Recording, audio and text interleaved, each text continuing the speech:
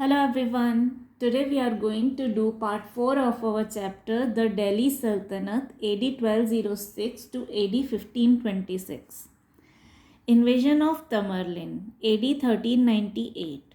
Timur the Lame, better known as Tamerlane, had risen to power in Central Asia. In AD 1398, Tamerlane attacked Delhi and did not face much resistance. Like other Mongol invaders, he started looting and terrorizing people. When they resisted, he ordered their massacre. This terror lasted for about a fortnight. He then left Delhi and on his way back, he looted Meerut, Haridwar, Nagarkot, and Jammu. Besides the wealth, he took a large number of artisans, craftsmen, and builders to Samarkand. हमारे last part में हमने देखा था कि जो तुगलक्स थे उनका kingdom जो है वो डे बाय डे छोटा होता जा रहा था, उनकी पावर जो है वो कम होती जा रही थी. तो फिर 1398 में तैमूरलंग ने इन्वेड किया, तैमूरलंग ने अटैक किया. उसको तिमर द लेम भी बोला जाता था और तमरलेन भी बोला जाता था. तो तैमूरलंग जो था उसका पावर जो है सेंट्रल एशिया में काफ़ी बढ़ चुका था. तो 1398 में उसने दिल्ली को अटैक किया और जब उसने दिल्ली को अटैक किया तो उसको बहुत ज़्यादा रेजिस्टेंस भी नहीं फेस करना पड़ा क्योंकि ऑलरेडी तुगलक जो थे उनका पावर काफ़ी डिक्लाइन हो चुका था. तो जैसे बाकी मंगोल इन्वेडर्स ने किया था वैसा ही उसने भी किया. उसने लोगों को लूटना स्टार्ट किया और लोगों को डराना धमकाना स्टार्ट किया. तो जब लोगों ने उसको रेजिस्ट किया, जब लोगों ने रिवॉल्ट किया तो उसने ऑर्डर दिया कि जो भी रास्ते में आए उसको मार दो. दैट इज़ जो भी अगर कोई रिवॉल्ट करता है या रेजिस्ट करता है तो उसको मार दो. तो उसका टेरर जो है वो काफ़ी बढ़ गया और करीब 15 दिन तक उसका टेरर चला. उसके बाद उसने दिल्ली को छोड़ा और फिर वो वापस जाने लगा. तो जब वो वापस जा रहा था समरकंद दिल्ली से तो रास्ते में मीरठ, हरिद्वार, नगरकोट, जम्मू ये सारी स्टेट्स पड़े थे, सारी सिटीज़ पड़ी थी. तो उसने उन जगहों को भी लूटा और सिर्फ वो यहाँ से वेल्थ नहीं लेके गया बल्कि अपने साथ वो कुछ लोगों को भी ले गया. वो लोग जो कि काफ़ी स्किल्ड थे, जो आर्टिसंस थे, क्राफ्ट्समैन थे, बिल्डर्स थे, ऐसे लोगों को वो अपने साथ समरकंद ले गया. Sayyid dynasty AD 1414 to AD 1451. Timur entrusted the governance of Multan, Lahore and Dipalpur to his deputy Khizr Khan. Timur died in AD 1405. The Tughlaq kingdom somehow managed to continue till AD 1413. Khizr Khan occupied Delhi in 1414. He laid the foundation of the Sayyid dynasty.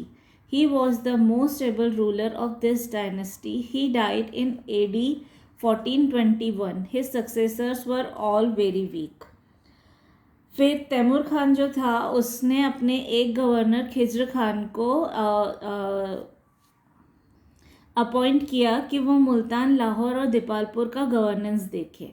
और फिर तैमूर की death हो गई 1405 में और Tughlaq Kings जो थे उन्होंने समहाउ 1413 तक उन्होंने रूल करना कंटिन्यू किया किसी तरह से.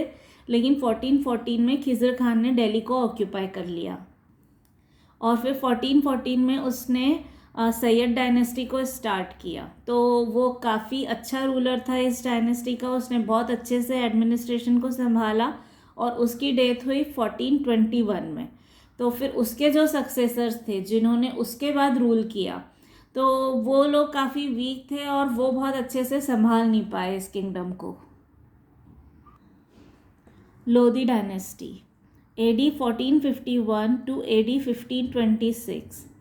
During the rule of Sayyids, one of their Afghan officers, Behlol Lodi, AD 1451 to AD 1489, rose to great prominence and became the governor of Punjab.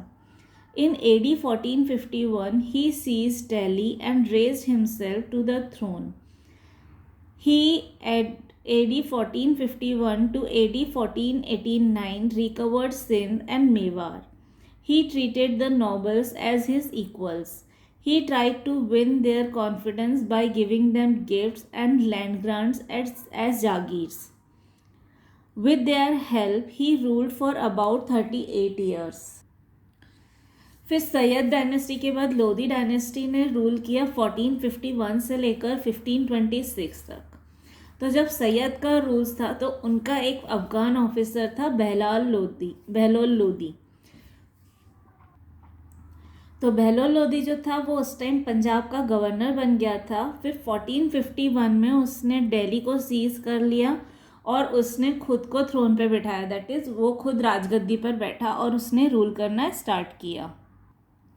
उसने सिंध और मेवाड़ को भी अपने कब्जे में कर लिया और जो भी नॉबल्स थे उसके कोर्ट पे उनको वो काफ़ी रिस्पेक्ट करता था, वो उनको इक्वलिटी प्रोवाइड करता था, वो उनको अपने बराबर ही समझता था और उनका कॉन्फिडेंस जीतने के लिए, उनको खुश रखने के लिए उनको टाइम टाइम पे वो गिफ्ट्स देता रहता था, कभी जागीर देता रहता था। जागीर मतलब land grants, that is land gift करता था और उनकी हेल्प से उसने 38 ईयर्स तक रूल किया। Sikandar Lodhi AD 1481 to AD 1517. Sikandar Lodi succeeded Behlol Lodi. He suppressed rebellious chiefs. He was the greatest of the Lodi kings.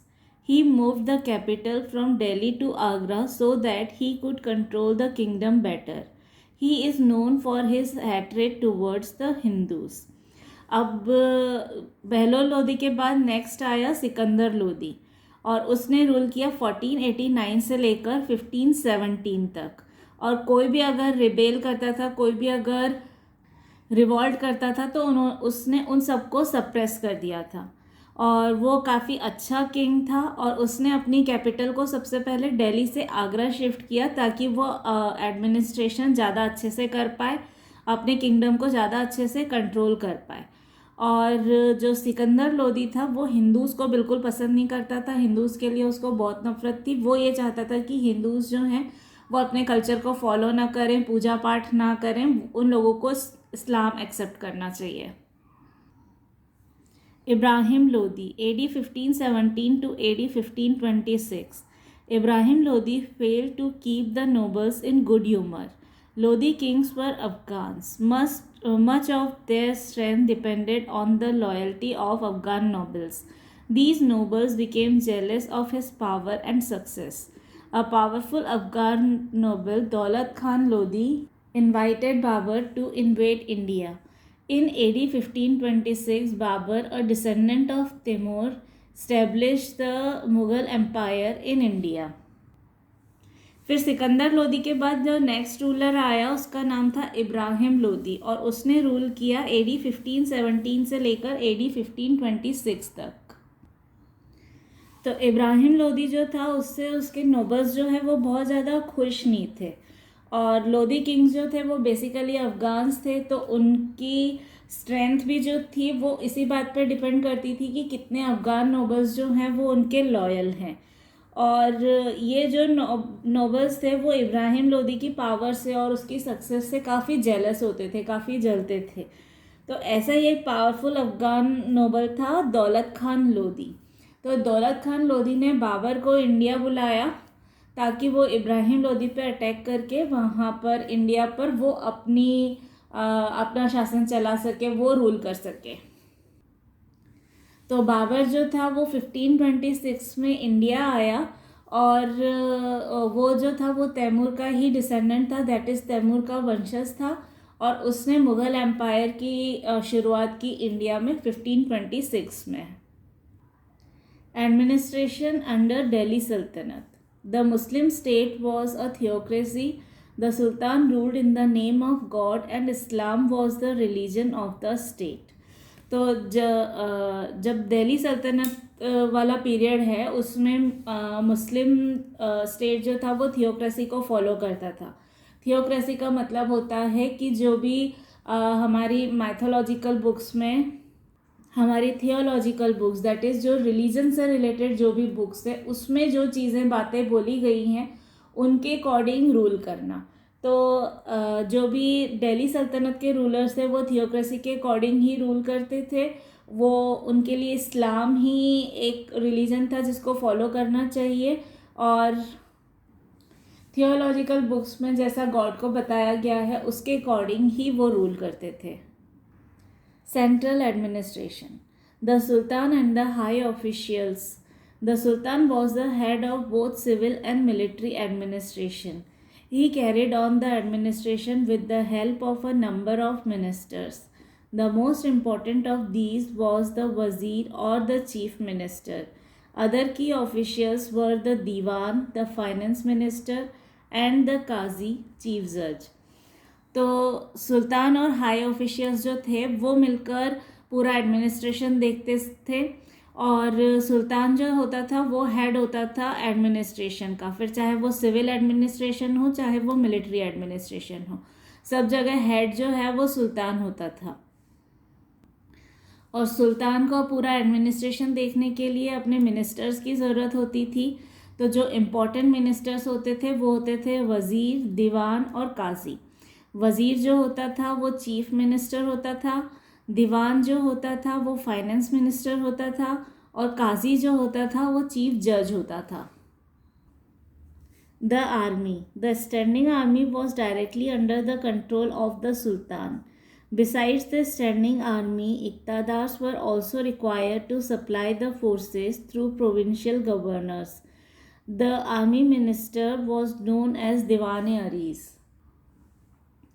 तो जो स्टैंडिंग आर्मी होती थी किसी भी सुल्तान की वो तो डायरेक्ट सुल्तान के कंट्रोल में होती थी, लेकिन उसके अलावा इक़्तादार्स जो होते थे उनको भी टाइम टाइम पर जब भी ज़रूरत हो तो आर्मी प्रोवाइड करनी पड़ती थी। जब भी जैसे सुल्तान को रिक्वायरमेंट हो कि उसको और ज़्यादा सोल्जर की ज़रूरत है तो वो इक़्तादार्स को बोलेगा और इक़्तादार्स जो है वो उस सोल्जर्स प्रोवाइड करेंगे।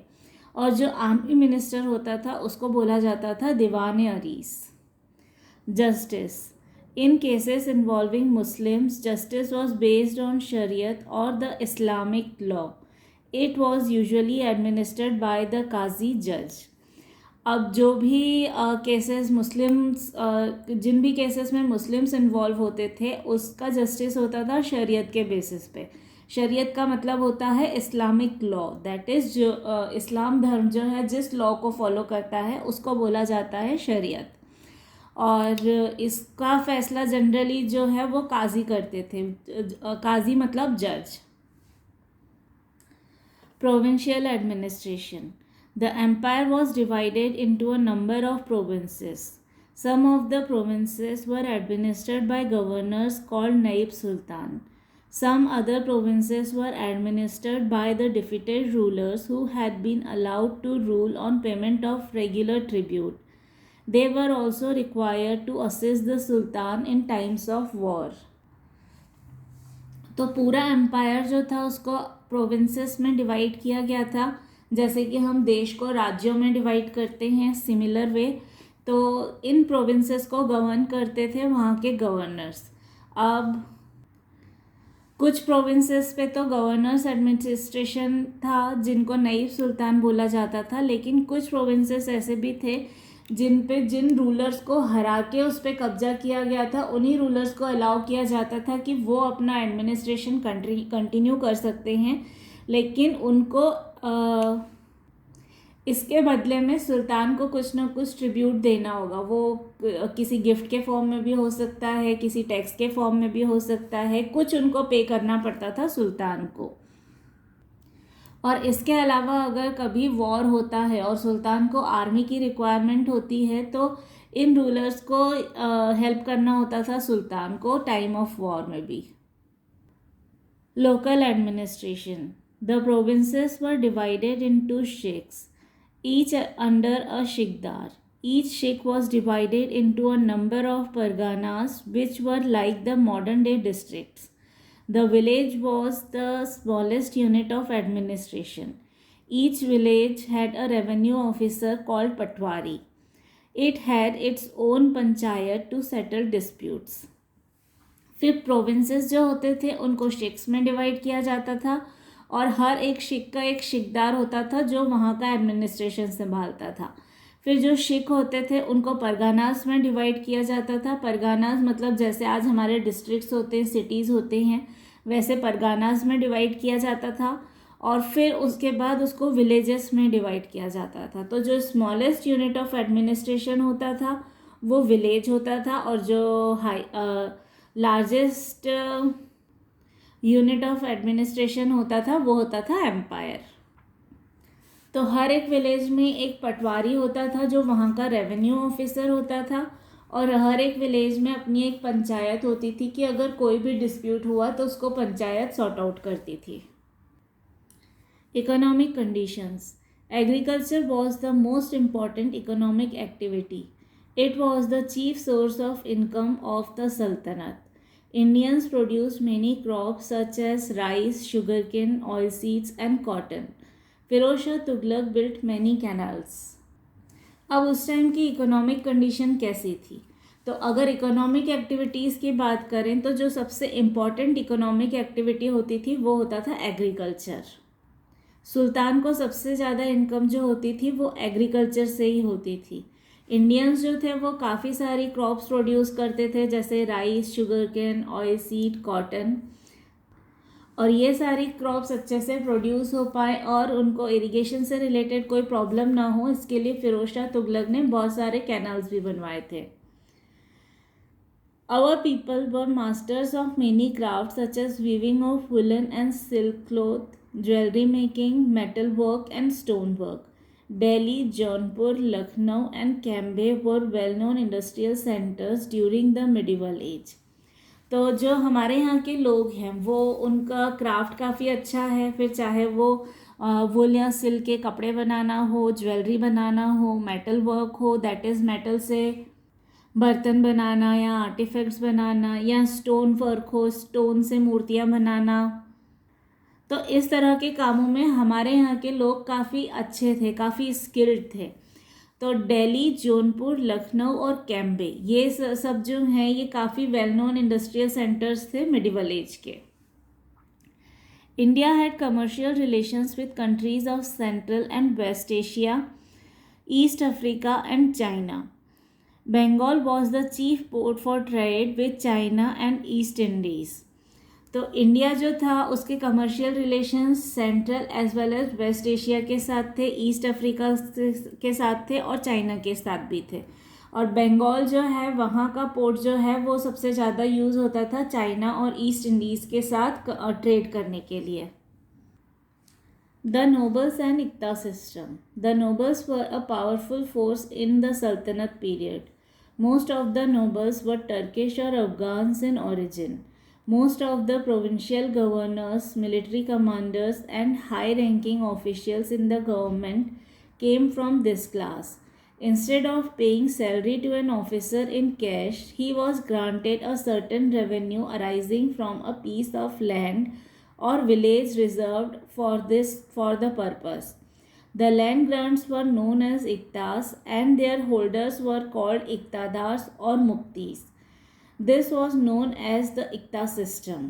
Under this system, out of the revenue that the officer collected, he kept the certain amount as his salary and another sum for maintaining the soldiers for the sultan. In some cases, a part of the revenue was sent to the sultan. The muktis maintained law and order in their iktas. They were also required to supply soldiers to sultan in times of war. तो सल्तनत period में जो सबसे powerful लोग थे वो थे nobles. Nobles जो थे वो कुछ टर्किश थे और कुछ अफगान्स थे। तो जो भी अगर प्रोविंशियल गवर्नर्स होते थे या मिलिट्री कमांडर्स होते थे या कोई भी हाई रैंकिंग ऑफिशियल होते थे अगर गवर्नमेंट के, तो वो सारे जो हैं वो नोबल क्लास से ही आते थे। तो इन नोबल्स को सैलरी देने के बजाय इनको एक पीस ऑफ लैंड दे दिया जाता था कि अब वहाँ से जो भी रेवेन्यू जनरेट होगा वो उसको यूज़ कर सकते हैं। तो ये जो लैंड ग्रांट्स होते थे इनको बोला जाता था इक्तास, और इनके जो होल्डर्स होते थे दैट इज़ जिनको ये लैंड दी जाती थी उनको बोला जाता था इक्तादार्स और मुक्तीस, और इस पूरे सिस्टम को बोला जाता था इक्ता सिस्टम। तो इस इक्ता सिस्टम में जो भी लैंड रेवेन्यू कलेक्ट होता था उसमें सबसे पहले तो जो इक्तादार होता था वो अपनी सैलरी रख लेता था, और उसके अलावा कुछ अमाउंट वो यूज़ करता था सोल्जर्स को मेंटेन करने के लिए। दैट इज़ उनको हमेशा सोल्जर्स मेंटेन करने पड़ते थे ताकि अगर सुल्तान को कभी वॉर के टाइम पे ज़रूरत पड़े तो वो सोल्जर्स प्रोवाइड कर पाए। तो उनके मेंटेनेंस के लिए वो रेवेन्यू रख लेते थे और फिर अगर कोई रेवेन्यू बचता था तो वो सुल्तान को पे कर दिया जाता था। और ये जो इक़्तिदार्स होते थे इनको अपने इक़्तिदार का लॉ एंड ऑर्डर भी मेंटेन करना पड़ता था, वहाँ का एडमिनिस्ट्रेशन उन्हीं को देखना पड़ता था और वहाँ पर जो सोल्जर्स हैं उनका मेंटेनेंस भी उन्हीं को करना पड़ता था। कंट्रोल ओवर मुफ्तीज़। The Muftis were expected to keep a detailed account of income and expenditure concerning their iqtas. Rulers like Balban, Alauddin Khilji and Sikandar Lodi could keep their nobles under proper control. But most of the sultans failed to bring the nobles under proper discipline. Control over Muftis was easier if the land grants were not hereditary. But when a title passed on from father to his son, it became difficult to manage the मुफ्तीज़। अब ये जो मुफ्तीज़ होते थे, जो इक़्तिदार्स होते थे, इनको proper detailed account रखना पड़ता था कि कितनी इनकम हुई, कितना एक्सपेंडिचर हुआ किसी भी इक़्ता में। अब कुछ रूलर्स जो थे वो काफ़ी स्ट्रॉन्ग रूलर्स थे, जैसे बलबन, अलाउद्दीन खिलजी, सिकंदर लोदी। इन्होंने तो अपने नॉबल्स को काफ़ी कंट्रोल में रखा और हिसाब किताब पूरा प्रॉपर होता था। लेकिन बहुत सारे सुल्तान जो थे वो इन नॉबल्स को डिसिप्लिन में नहीं रख पाते थे और फिर ये नॉबल्स जो इक़्तिदार्स होते थे ये अपने हिसाब से अपनी मन मर्जी से खर्चा करते थे। और कई बार ये जो लैंड कंट्रोल होता था ये हेरिडिटरी भी होता था। दैट इज़ अगर फादर को लैंड मिली है तो फिर अगर फादर की डेथ हो जाएगी तो वो लैंड ऑटोमेटिकली बेटे के पास चली जाएगी। तो अगर हेरिडिटरी ट्रांसफ़र होता था तो उस केस में इनको कंट्रोल करना और ज़्यादा डिफ़िकल्ट होता था। अगर हेरिडिटरी सिस्टम नहीं होता था तो फिर भी इनको कंट्रोल करना थोड़ा ईजी होता था। Ibn Battuta's observations. Ibn Battuta, a traveler from Morocco, Africa, reached India in AD 1333. He spent many years at the court of Muhammad bin Tughlaq. He has left an interesting account of India of his times. It is clear from Ibn Battuta's account that Muhammad bin Tughlaq had contradictory qualities. Sometimes he was very humble, but at other times he would inflict severe punishment for even ordinary offenses. तो Ibn Battuta जो है वो एक foreign traveller था जो कि Morocco से आया था, अफ्रीका से, और वो इंडिया आया था AD 1333 में। उसने काफ़ी सारा टाइम जो है वो मोहम्मद बिन तुगलक के कोर्ट में बिताया था और उसके बारे में उसने काफ़ी कुछ लिखा था। तो इब्न बतूता के अकाउंट से हमको ये पता चलता है कि जो मोहम्मद बिन तुगलक था उसकी क्वालिटीज़ जो थी काफ़ी कॉन्ट्राडिक्टरी थी। कभी तो वो एकदम काइंड होता था और कभी वो बहुत ज़्यादा क्रूअल होता था। कभी वो बिल्कुल पनिशमेंट नहीं देता था और कभी छोटे मोटे क्राइम्स की भी वो बहुत सीवियर पनिशमेंट देता था। According to Ibn Battuta, the country was in a state of disorder and traveling from one place to another was unsafe. He says some chieftains live in thick bamboo forest. The bamboos protect the rulers as if they are living in a fort.